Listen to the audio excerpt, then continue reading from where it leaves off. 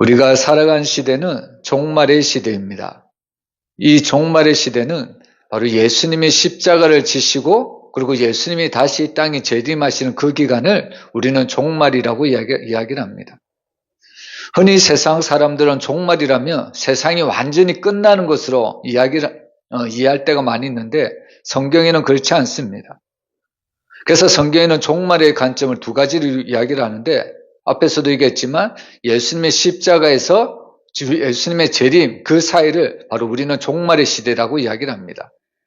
그리고 두 번째 종말은 진짜 종말이죠. 바로 예수님이 재림하시는 그 디데이를 진짜 완전 세상이 끝나는 날을 바로 종말이라고 이야기를 합니다. 근데 오늘 우리는 바로 아직 예수님의 그 디데이가 오지 않았기 때문에 바로 이 종말의 시대를 우리가 살아가고 있는 것을 잊어서는 안 됩니다. 여러분, 우리가 이 종말의 시대를 살아갈 때 무엇을 항상 염두에 둬야 되냐면 이것이 재난의 끝이 아니라는 것을 알아야 합니다. 항상 예수님은 바로 이 종말의 때를 이야기하시면서 이것은 바로 재난의 시작이라고 우리에게 이야기를 하고 있습니다.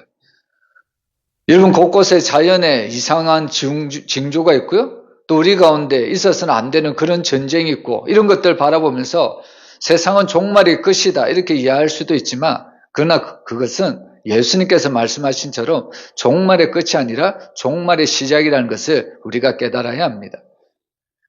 우리가 지난 시간에 앞에서 보면 첫째 인부터 넷째 인까지를 봤는데요.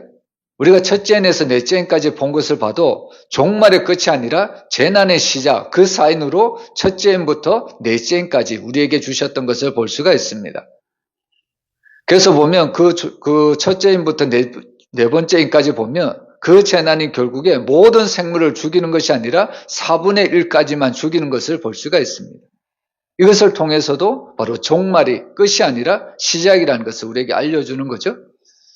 근데 더욱 중요한 것은 무엇이냐면 4분의 1만 하나님께서는 권세를 받아서 4분의 1만 이 땅에 생물을 해야 한다는 것은 우리에게는 너무너무 큰 은혜라는 겁니다. 왜냐하면 아직 4분의 3은 남아있다는 겁니다. 결국 이것을 우리에게 이야기하시는 이유는 뭐냐면 우리에게 회개하고 구원할 기회를 우리에게 주셨다는 이야기입니다. 여러분, 우리가 살아가는 모든 순간이 하나님의 은혜임을 믿으시길 바랍니다. 여러분, 사실 우리는 오늘 밤 자고요, 내일 아침 눈 뜰지 안 뜰지 저나 여러분이나 아무도 모릅니다. 그래서 사실 오늘 우리가 이 자리에 나올 수 있는 것도 하나님의 은혜가 아니고서는 나올 수가 없는 거죠. 우리가 숨을 쉬는 것, 살아가는 모든 것들이 하나님의 은혜임을 고백하시길 바랍니다. 그래서 사실 믿는 사람들과 믿지 않는 사람들의 관점의 차이가 뭐냐면 믿지 않는 사람들은 4분의 1의 그 재앙을 보면서 우리는 끝났다 이렇게 생각을 하고요. 믿는 그리스도인들은 4분의 1을 보는 것이 아니라 남은 4분의 3을 통해서 그래도 우리에게 구원의 기회를 주신 하나님의 은혜를 감사한다는 겁니다. 지금 정말 우리가 많은 이 땅을 살아갈 때 힘들고 어려운 일들도 많이 있죠? 근데 우리가 가만히 생각해 보세요. 힘들고 어려운 일들이 분명히 있긴 합니다. 근데 힘들고 어려운 일이 있어도 하나님은 그 가운데 반드시 우리를 피할 길을 내어주신다는 겁니다. 그 어려운 가운데서도 하나님을 헤쳐나갈 수 있는 은혜를 주시고요. 믿음을 주신다는 이야기입니다. 그래서 여기서 믿는 자와 믿지 않는 자에다 쫙 나뉘는 것을 볼 수가 있는 거죠. 그래서 우리는 어떤 상황을 만나도요, 늘 하나님을 의지하면 모든 것이 하나님 은혜라고 우리가 생각한다면 어떤 고난이라도 우리는 믿음으로 승리하며 살아갈 수 있음을 믿습니다. 그래서 오늘 본문은요, 이제 앞에서 첫 번째 인에서 네 번째 인은 어떻게 보면 땅에서 일어나는 재앙을 이야기하고 있습니다. 그 땅에서 일어나는 엄청난 재앙을 보면서 사람들은 죽겠네 이제는 더 이상 못 살겠네 그렇게 아우성을 칠 겁니다. 근데 하나님은 오늘 다섯째 인에 우리에게 이렇게 땅에서 일어나는 모든 일들에 대해서 하나님께서 오늘 다섯째 인을 통해서 우리에게 엄청난 은혜를 베풀어 주신 것을 볼 수가 있습니다. 여러분, 우리 9절 말씀 우리 한번 같이 읽어볼까요? 9절 말씀 우리 한번 같이 읽어보겠습니다. 다섯째 인을 떼실 때에 내가 보니 하나님의 말씀과 그들이 가진 증거로 말미암아 죽임을 당한 영혼들이 제단 아래에 있어. 자, 이 말씀을 자세히 보면요. 첫 번째부터 네 번째까지는 어디서 일어나는 그 배경이냐면 지금 땅에서 일어나고 있는 배경을 이야기하고 있습니다. 근데 오늘 우리가 읽은 다섯째인에 그 일어나고 있는 그 배경이 어디라고 생각하십니까? 어느 곳에서 지금 일어나고 있는 걸까요? 땅이 아니고 지금 하늘에서 일어나고 있는 장면을 우리에게 보여주는 겁니다. 지금 첫 번째에서 네 번째까지는 엄청난 재앙으로 인해서 사람들이 정말 힘들어하고 고통당하고 어려운 상황 가운데 있습니다.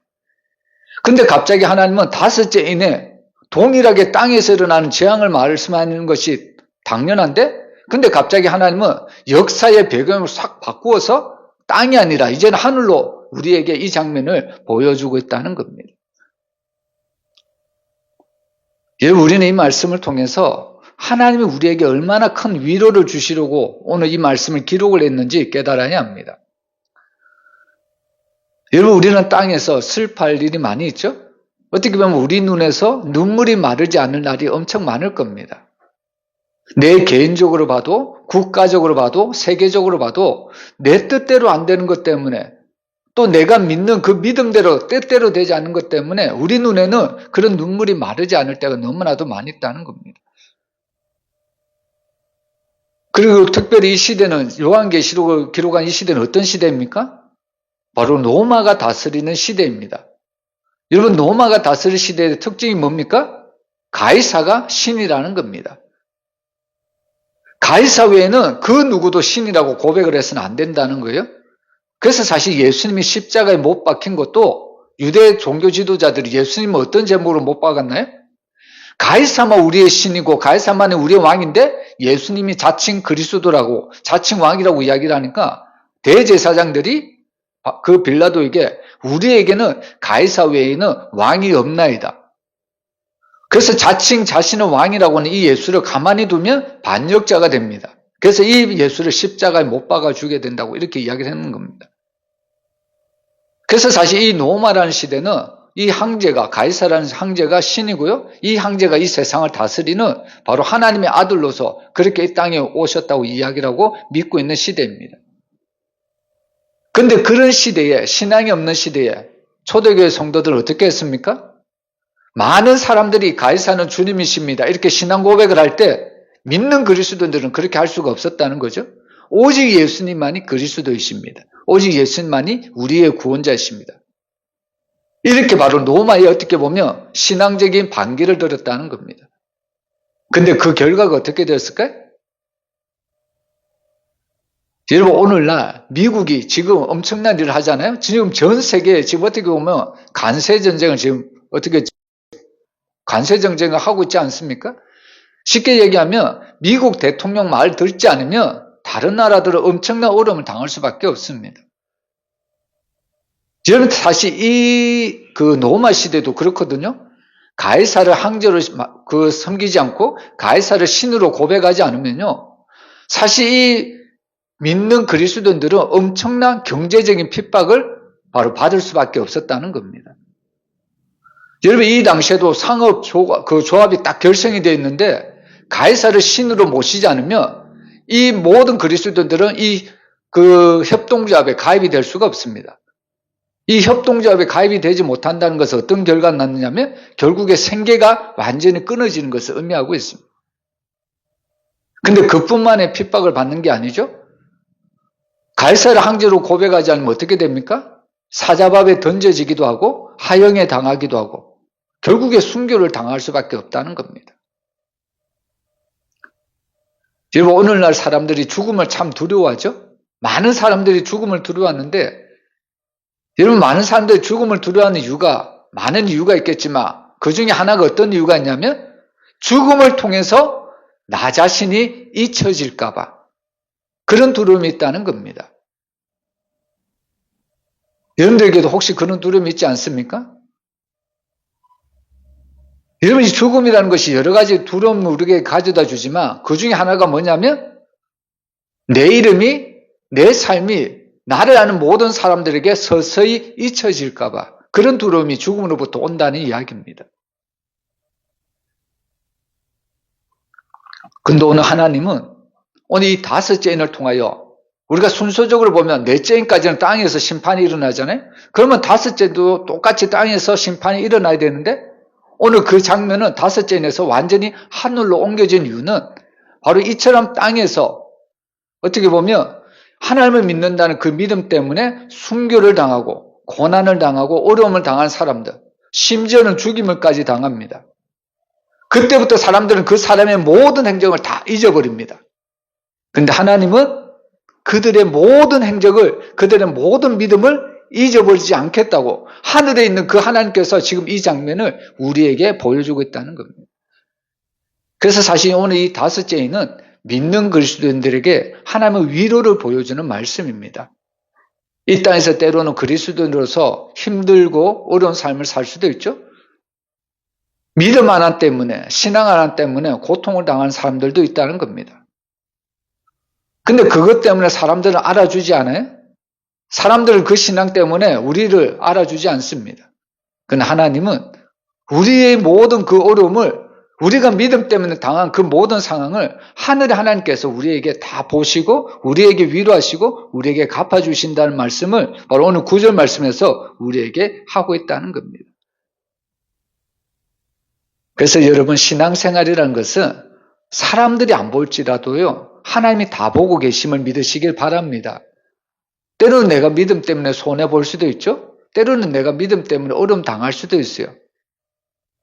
근데 만약에 하나님이 없다면 우리가 행한 모든 것들은 다 헛것이죠. 근데 사실 우리가 믿음으로 행한 모든 것들은 사람은 안 본다 할지라도 하나님은 보고 계시다는 겁니다. 그래서 오늘 우리가 그런 믿음을 가지고 지금 신앙생활을 하는 겁니다. 여러분, 내가 행한 모든 것들을 하나님이 보고 계시다는 믿음으로 살아가시기를 주의 이름으로 축복합니다. 그래서 사실 우리가 이런 믿음이 있기에 새벽마다 나와서 하나님 앞에 기도하고요. 또 수요일마다 나와서 하나님 앞에 기도하고 또 우리가 주일마다 하나님 앞에 나와서 예배하는 거 아닙니까? 내가 사람을 보러, 사람에게 보이려고 예배 자리에 오는 거 아니잖아요. 그죠? 하나님이 나를 보신다는 걸 우리가 그런 믿음이 있기 때문에 새벽에도 오고 수요일도 오고 주일에도 오고 얼마나 감사한지 모르겠습니다. 자, 그래서 오늘 9절에 보면 5째 인을 떼실 때 내가 보니 하나님의 말씀과 그들이 가진 증거로 말마 죽임을 당한 영혼들이 제단 아래에 있다고 이야기를 하고 있습니다. 여러분, 제단은 어떤 곳일까요? 여러분, 제단은 어떤 곳입니까? 여러분, 제단은 제물을 올려드리는 것이 제단입니다. 오늘 이 말씀도 보면 죽임을 당한 영혼들이 제단 아래에 있다고 이야기를 하잖아요. 여러분, 제단이라는 것은 구약에 봐도 동물들이 죽임을 당하는 장소가 바로 제단이라는 겁니다. 근데 우리가 여기서 한번 깊이 한번 생각해 보면요. 여러분, 죽임을 당한 사람들이 죽임을 당했다면 여러분 말이 있을까요? 죽임을 당한 사람이 자기의 주장이나 자기의 의견이 있을 수 있을까요? 그렇지 않죠? 죽임을 당하면 우리의 주장이나 우리의 의견이 있을 수가 없는 거죠. 근데 가끔 우리는 예수님을 믿는다고 하면서도 예수님의 주장을 이야기하는 것이 아니라 내 주장을 이야기할 때가 많이 있죠. 여러분, 어떻게 보면 오늘 우리는 이 말씀을 통해서 우리는 철저히 제물이 되어야 된다는 것을 알아야 합니다. 여러분, 사도 바울이 뭐라고 이야기합니까? 나는 어떻게 죽는다고 했습니까? 나는 뭐 하루 건너서 이렇게 죽는다고 이야기합니까? 날마다 죽는다고 이야기를 하잖아요. 여러분, 그렇게 위대한 믿음의 그 사도도 뭐라고 고백하냐면 나는 날마다 죽노라. 왜 그렇게 고백했을까요? 나는 오늘 죽었다고 생각했는데 잠시 지나보면 어느 순간 살아서 팔팔 뛰고 있는 것을 볼 수가 있어요. 요즘 영화 보면 좀비 영화 있죠? 좀비 영화? 분명히 죽였는데 조금 있으면 다시 살아납니다. 꿈틀거리죠? 이것이 사람의 특징이라는 겁니다. 여러분, 제단이라는 것은 완전히 죽어져야 합니다. 완전히. 근데 우리가 가장 귀하게 여겨야 될 것이 뭐냐면, 가장 중요하게 여겨야 될 것이 뭐냐면, 이 제단에서 누가 과연 가장 먼저 죽었는가? 그것이 가장 중요합니다. 여러분, 이 제단에서 누가 과연 가장 먼저 죽었을까요? 여러분이 제일 먼저 죽었습니까? 여러분, 이 제단에서 누가 가장 먼저 죽었을까요? 우리의 생명의 구주 되신 예수님이 바로 이 제단에서 먼저 죽었다는 겁니다. 여러분, 저와 여러분이 예수님을 믿죠?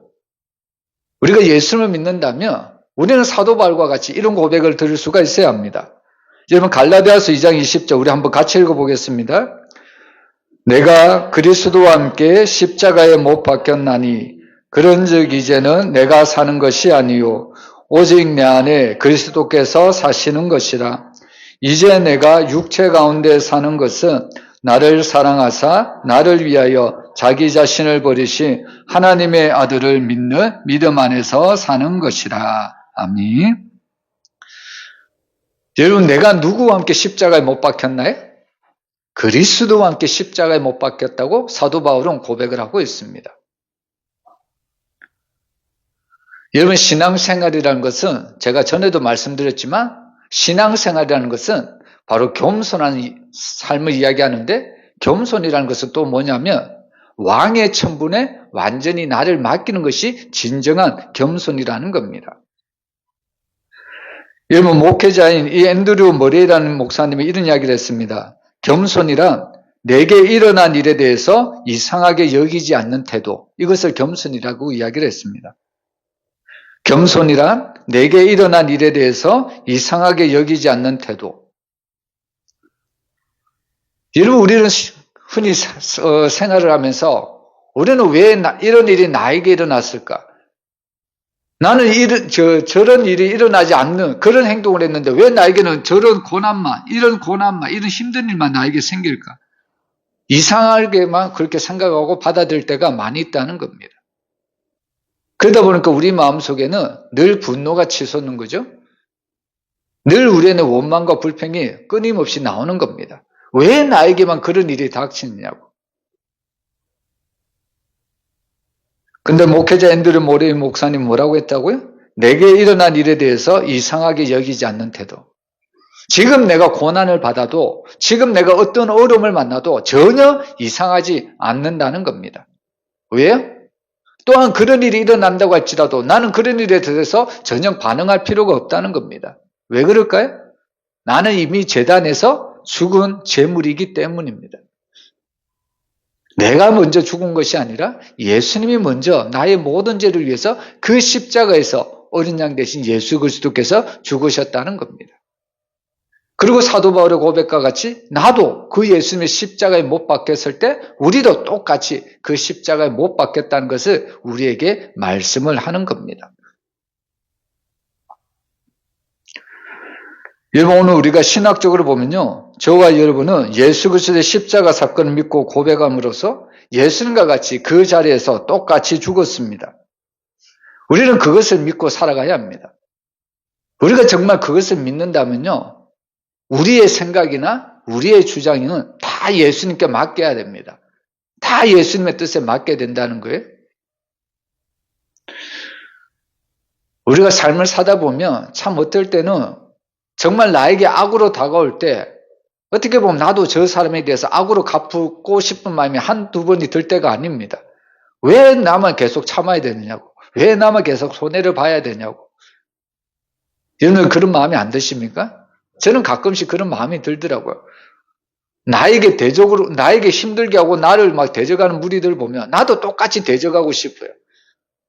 마치 그 율법에 나눈 것처럼 눈에는 눈, 이에는 이, 그렇게 대하고 싶거든요.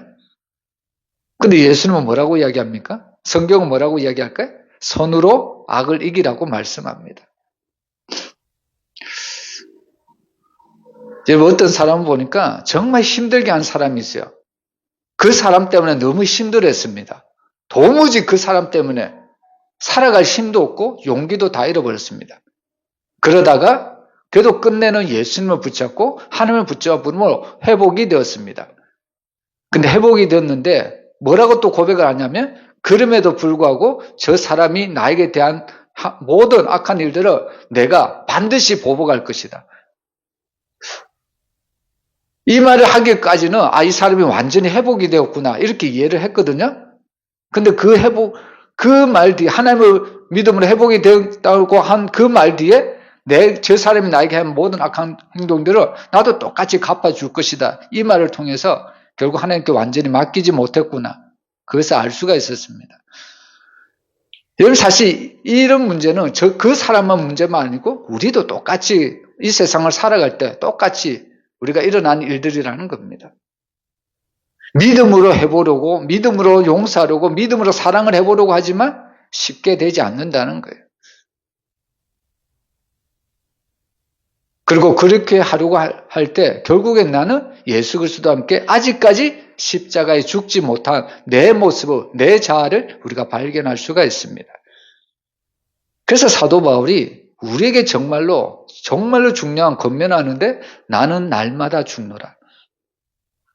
여러분 사도 바울이 나는 날마다 죽는다고 이야기했다면 저와 여러분은 나는 날마다가 아니고 한 시간마다 죽노라 이렇게 이야기를 해야 되지 않을까요? 아니면 분초마다 죽어야 된다고 고백해야 되지 않을까요?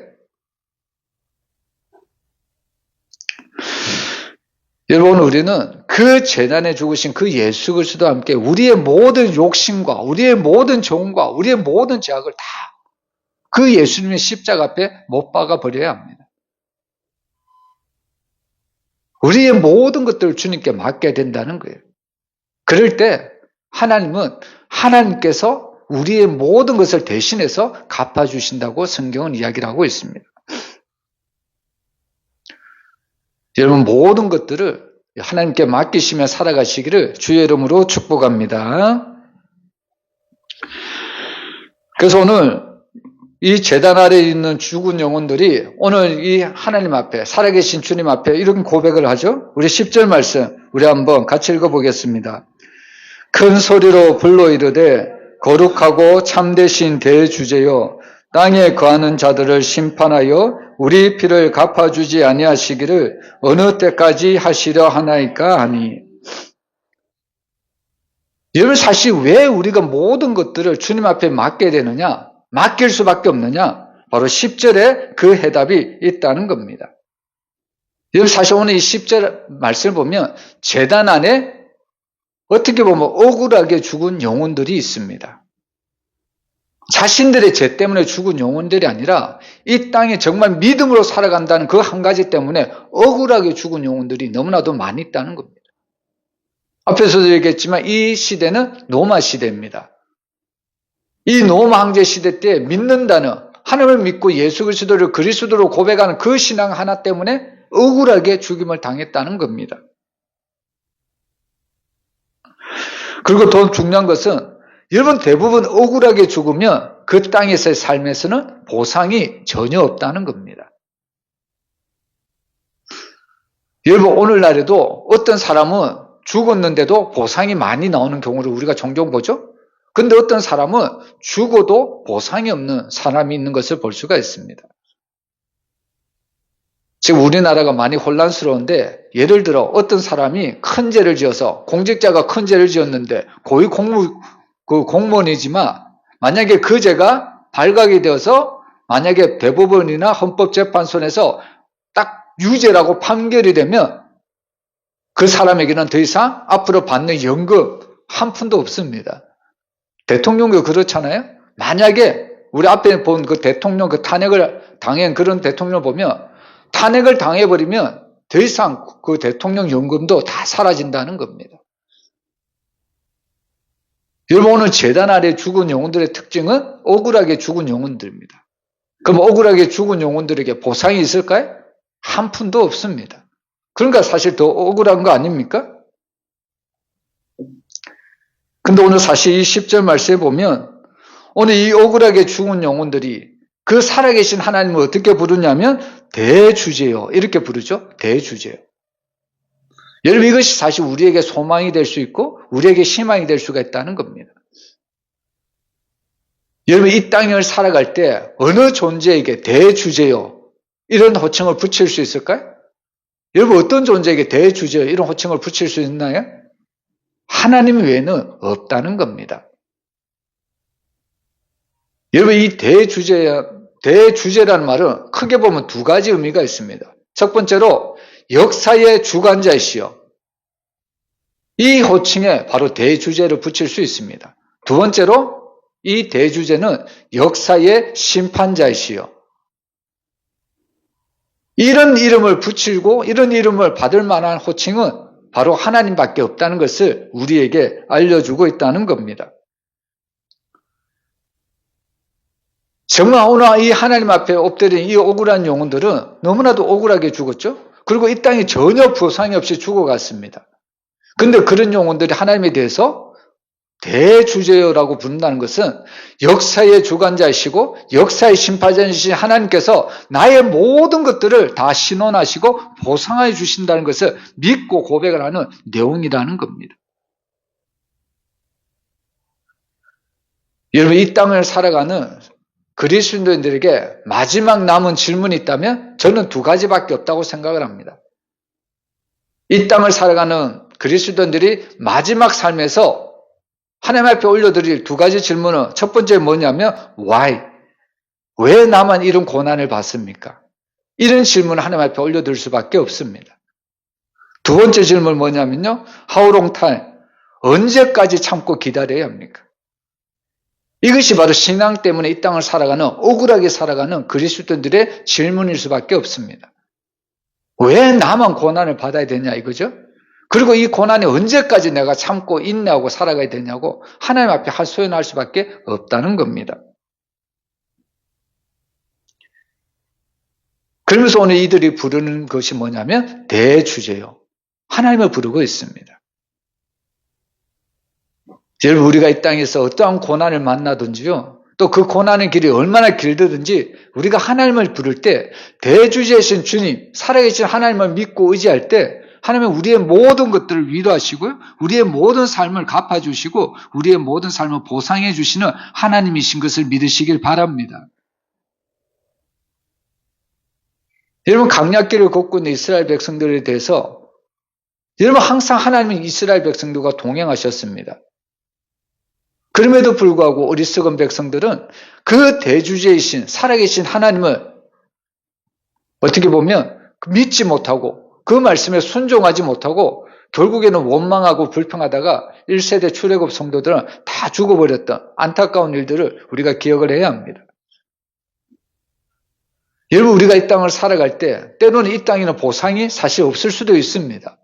그러나 중요한 것은 그 이 땅에서는 보상이 없다고 할지라도 그것이 다가 아니라는 겁니다. 반드시 하나님께서는 하늘나라에서 우리에게 행한 모든 것들을 다 갚아주시겠다고 약속을 하고 있는 말씀이 바로 오늘 본문의 이야기라는 겁니다. 여러분, 하나님은 살아계십니다. 믿으시길 바랍니다. 그 살아계신 하나님이 우리의 모든 삶을 감찰하시고요, 우리의 모든 삶을 동행하시고 우리의 모든 삶을 인도하고 계십니다. 그래서 오늘 주님은 마지막 말씀을, 오늘 11절 이 말씀을 주시죠. 우리 11절 말씀 같이 읽어보겠습니다. 각각 그들에게 흰 두루마기를 주시며 이르시되 아직 잠시 동안 시되 그들의 동무종들과 형제들도 자기처럼 죽임을 당하여 그 수가 차기까지 하라 하시더라.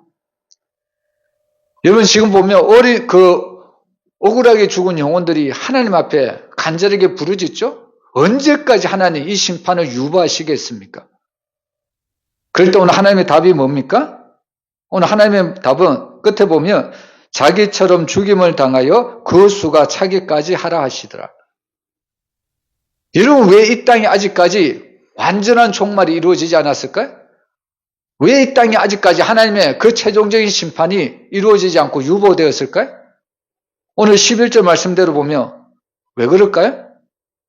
오늘 이 말씀대로 보면 바로 순교자의 수가 차기까지 아직 안 찼다는 겁니다. 그래서 아직까지는 하나님은 최종적인 그 심판을 유보하고 있다고 오늘 성경은 이야기를 하고 있습니다.